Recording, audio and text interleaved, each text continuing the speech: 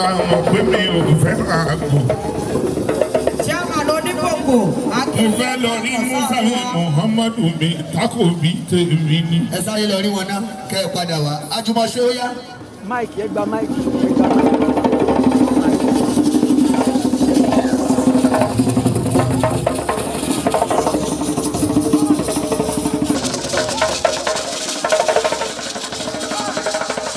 Nígbà tí àwọn àjùmọ̀ṣe ń ṣe tiwọn lọ́wọ́, àjùmọ̀ṣe ni kì í ṣe tẹ́nìkan.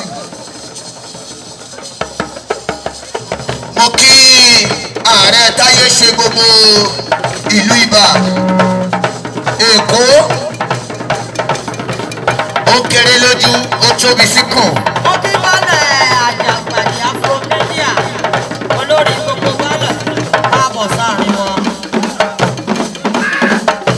Níjẹ́ àkọ́bí, wọ́n ní oṣù bíríbírí.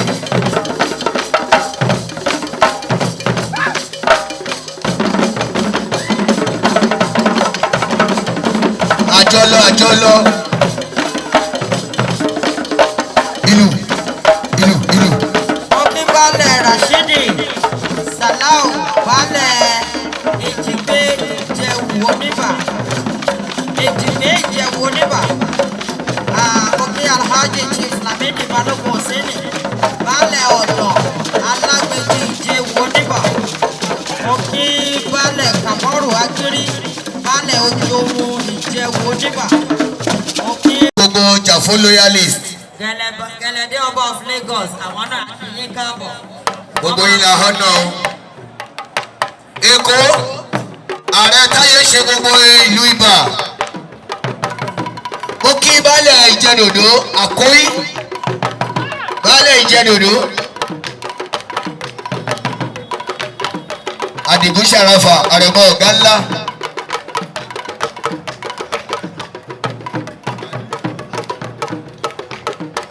Àrẹ̀mọ Ṣàràfà.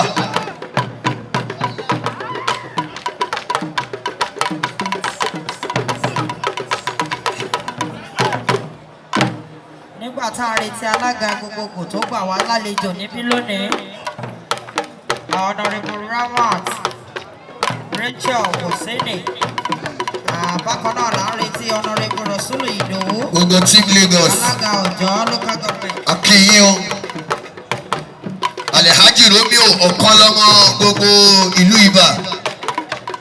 Ọmọ agbábíàká, mo kí brọ́dà mi. Ní kété tí wọ́n bá ti parí ijó yìí, a ó pe gbogbo àwọn ọba. Bákan náà mo kí Alhaji Badmus.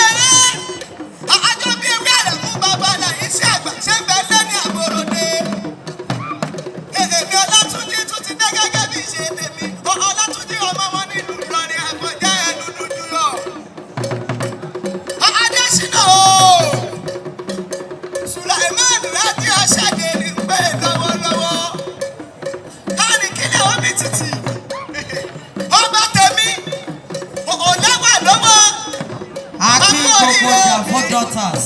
Gbogbo Jàfọ́ ní tilẹ̀ gbogbo lájọ ó bàjẹ́. Gbogbo ọmọ Jàfọ́. Ọba Olúbàdàn.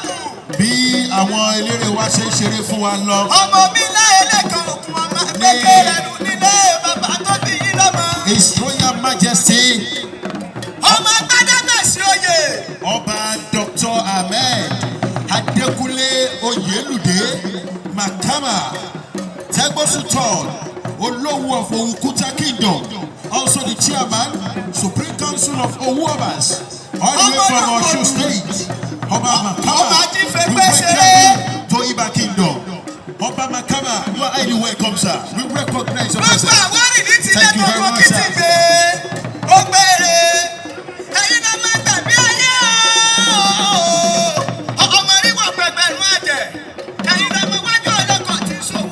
Kí kí bàbá mi dáadáa.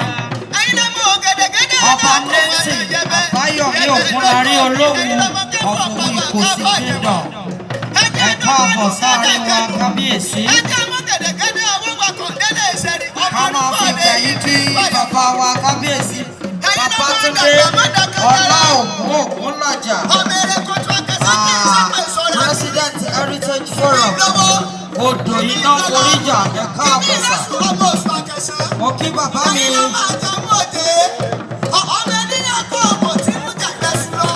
Akọ́bí Àkàkọ́lá wọlé Kàbírù.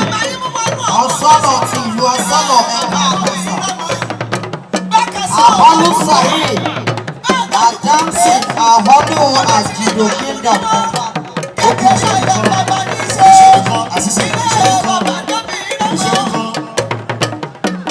mo kí ọba Oyèkán Adékànmí Joseph Kọ́sí kẹta alápàtì ìlú Àpá, ọba Abraham Ọlátúnjí Ọ̀gábí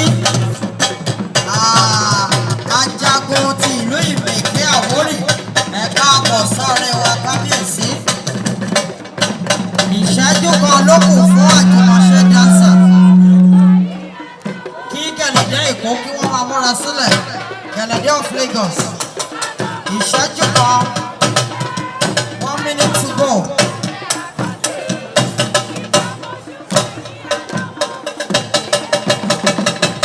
Àjùmọ̀ṣe 30 seconds to go.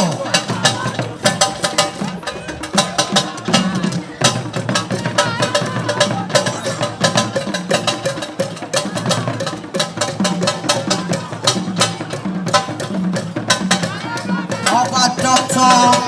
Káyọ̀dé Adéyẹmí Akínyẹmí Alábìrán ti ìlú Ìkàrẹ́ ẹ káàbọ̀ sà kádé ọpẹ́ lórí. 10 seconds to go. Àjùmọ̀ṣe intro. Gẹ̀lẹ́dẹ́ of Lagos.